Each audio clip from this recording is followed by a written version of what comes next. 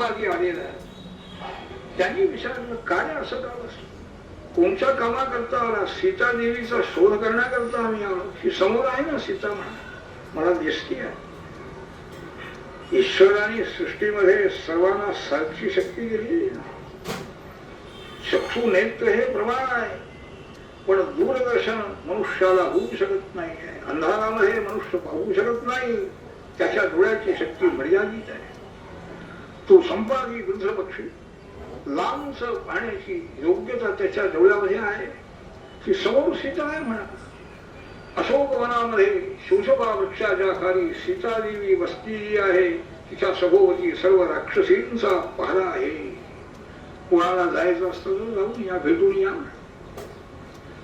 हे कसं मान्य करायचं कसं, हा एक प्रश्न आहे ना. संपादी सांगतोय तो पाहून सांगतोय. वानरांनी म्हटलं आम्हाला दिसत नाही, आम्हाला तुझ्या म्हणण्यावर आमचा विश्वास बसत नाही असं म्हटलं असतं. पण जो प्रत्यक्ष पाहून सांगतोय त्याच्या शब्दावर विश्वास ठेवला पाहिजे. आमच्या नेत्राची योग्यता कमी आहे हे मानायला पाहिजे की नाही.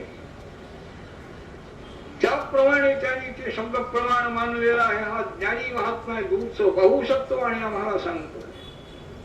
विश्वास ठेवला म्हणून सीतेचा शोध लागलेला आहे.